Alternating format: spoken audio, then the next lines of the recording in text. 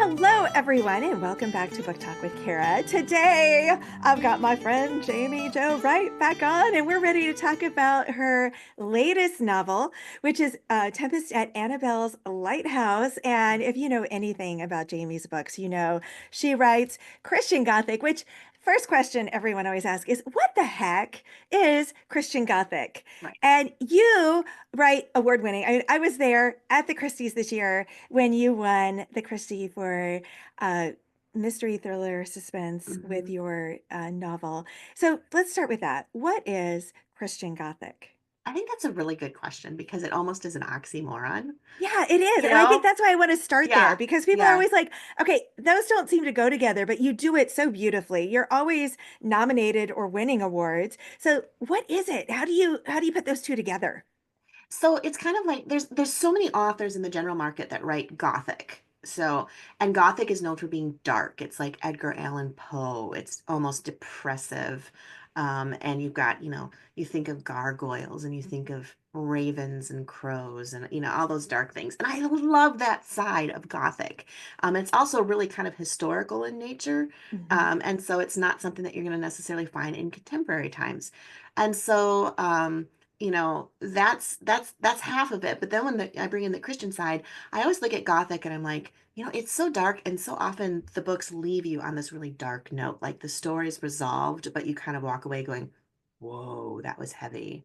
Yeah. And so with the Christian side of it, I love to bring in those dark elements. I like to bring in the creepy, the shadows, the eerie, the haunting, but then transform it into that concept of hope at the end of the Yeah. book. Like, even if it's just a tiny spark, I don't erase the Gothic, but I bring in some of the light. And I think that's the balance that life sort of has, where life is overall, as you get older, you're like, wow, life is very dark.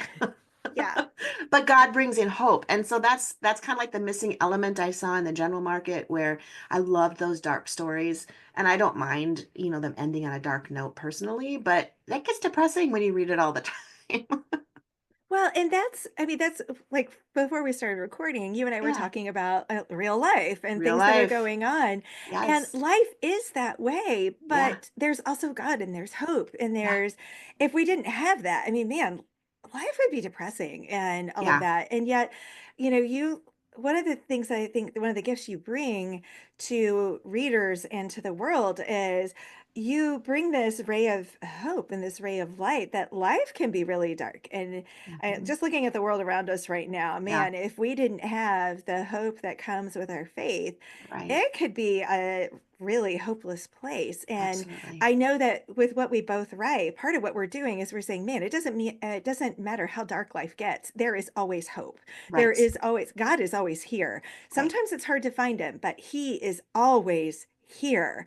And Yes. so that's part of what you bring. And your stories are gritty. They are real life. Yeah. And I that's what part of what I love is it's not all saccharine and Right. unicorns and life. And Right. I love that I food has know my joined us. cat just, food decided like, hey, I'm not getting enough attention. Well, and my cat's over there just like sleeping in the dog bed. Well, he was sleeping, so I thought I'd be safe not petting him up, but well, I guess he's just going to join the podcast. I All love it. right. I love it.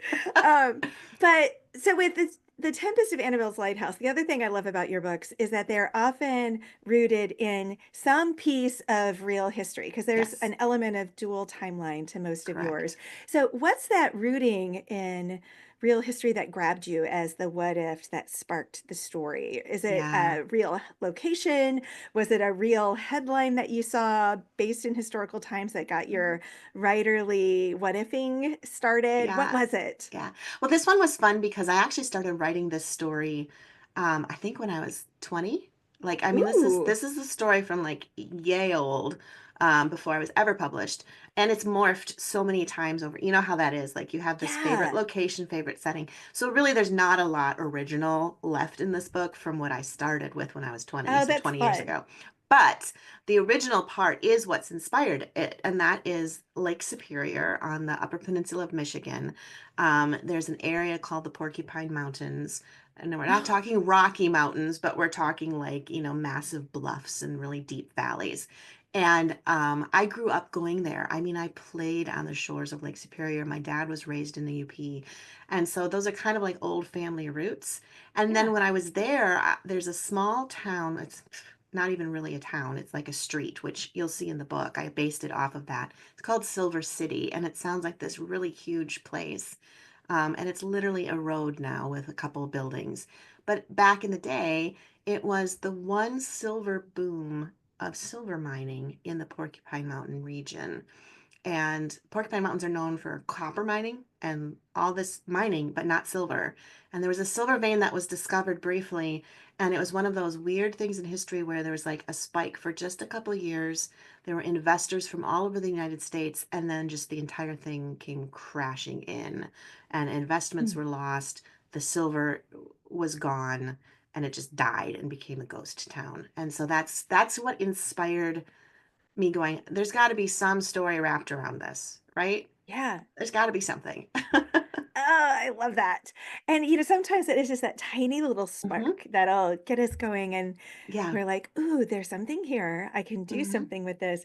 And I love the idea that you had this 20 years ago and you're like, I Yeah. have to work on this and it never let you go. It So didn't. why was this the right time to say, okay, now I'm going to flesh it out? I mean, you've had all of these books, all these award winners, and this was the time to go back to it and say, okay, I'm going to write it. I'm going to bring it Yeah. out and give it to the world.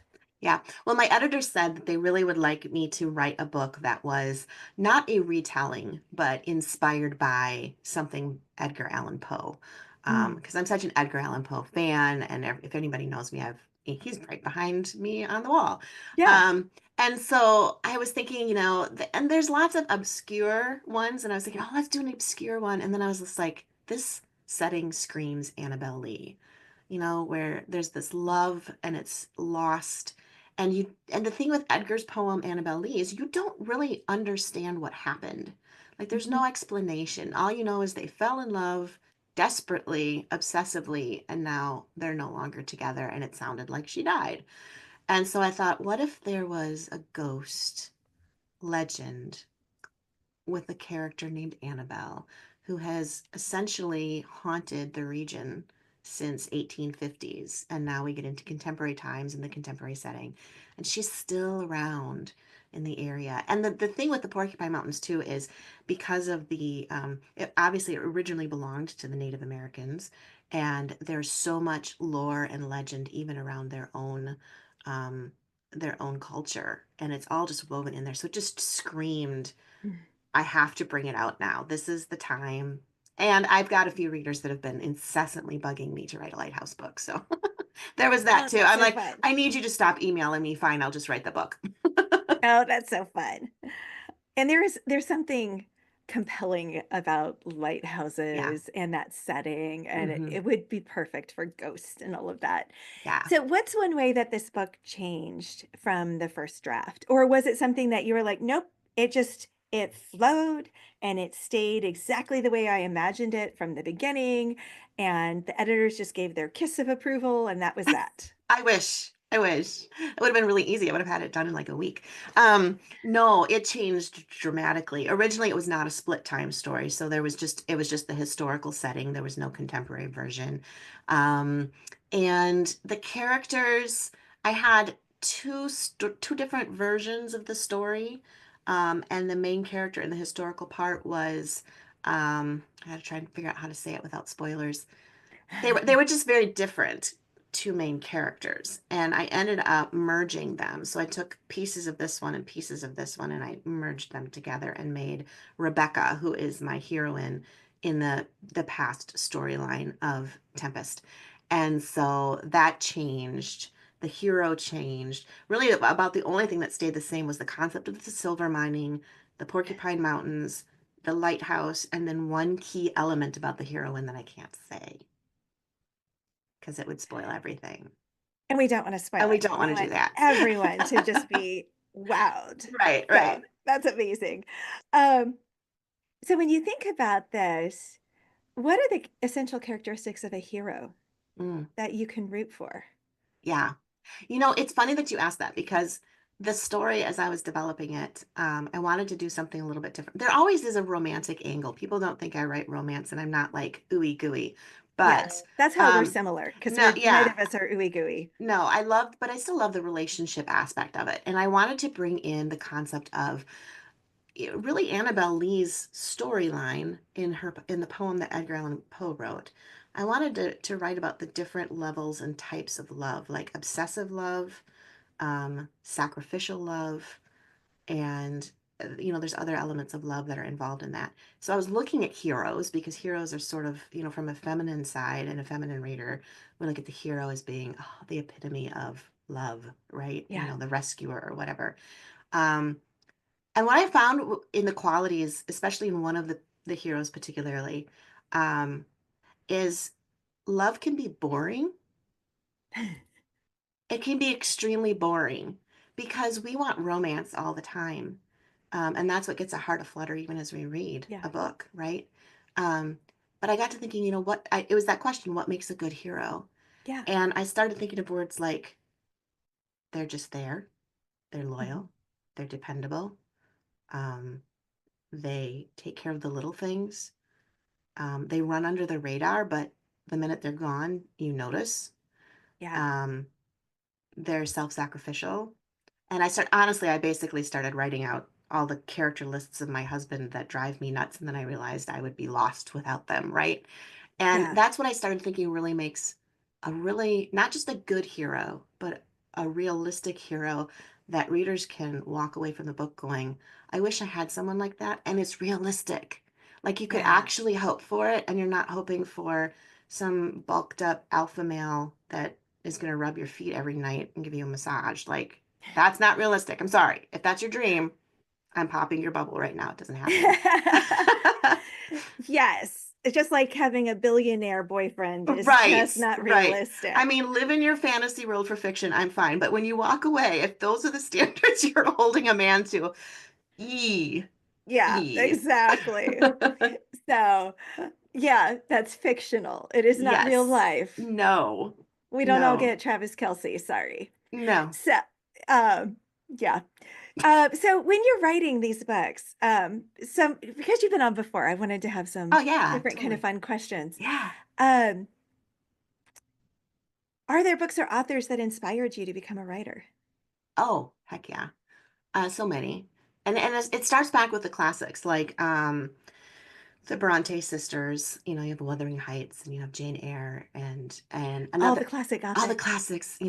Nathaniel Hawthorne is a huge one for me. I absolutely, and he's known for The Scarlet Letter, but I shouldn't even admit this out loud. I never read that one. The one that I read, okay, good, good.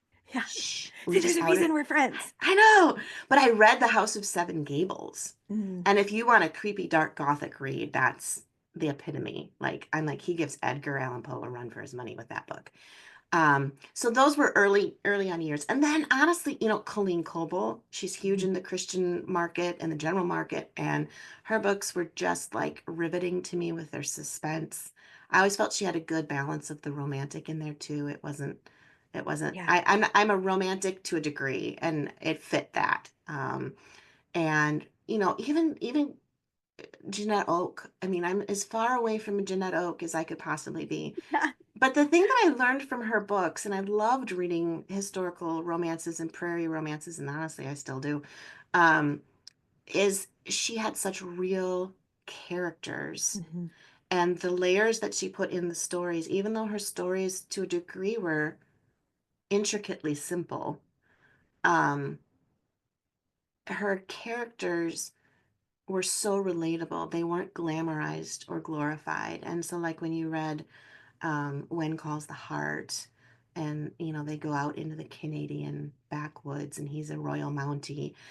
She's dealing with like, how do I do my laundry? And you wouldn't think that would be an interesting chapter, but the way that Jeanette weaves the character, and that's where I learned how important it is to draw a reader into the soul of Mhm. the person that you're writing on the page, so that in a sense they start seeing through their eyes and feeling their feelings and going, I get it, that's how I feel too. Yeah. Yeah, exactly. So if you had the opportunity to have a book made into a movie, which one Oh, would you pick? Or could you pick one? It's almost like asking which is your favorite baby. It is, it is. Now, if I picked my favorite book of the ones I've written, it would be The Curse of Misty Wayfair. But I'm not sure that that would actually hold a movie. It's more of a literary book. Like I'm kind of like, I don't know if there's enough Mm, like boom, boom, boom, boom to keep a movie going. The one that just came out, Spectres in the Glass House, I think would make a really interesting movie. I think you could really do something fun and creepy with the butterfly conservatory and the glass house yeah, and the yeah, visions that she keeps seeing of these weird people in the house and then they disappear. And I think you could have a lot of fun with that. yeah. I could see that because Hmm it's such a unique setting. That could be It really is. It fun. is. It's very different. It has Silence of the Lambs A little bit. a Yeah. little bit. A little So, bit. do you write in silence or with music? Oh, total silence. I don't Total know how you silence. do that. I don't know how you write with music. I start singing and dancing and then I'm Yeah, distracted.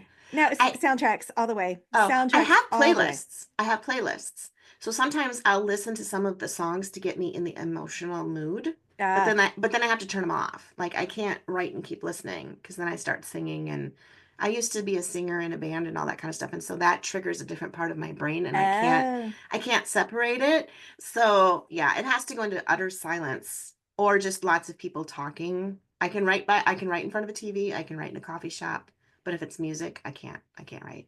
interesting. But Uh, you write with a soundtrack? oh yeah, totally. Because otherwise, I'm like, I total silence. I'm like, what am I missing? I'm missing That life. is So I'm so it just, funny. yeah. I love So it. I love how people are different. yeah, but it depends on the day, Hmm as to whether I can write with lyrics or not. But if I'm Okay. writing with lyrics, it has to be music that I know really well, hmm so that I can really kind of tune out the words, and it's like really background, like almost coffee That's shop funny. type of Yeah. background. Okay. Okay. So, but yeah, I Interesting. could never study in a library because it's too quiet.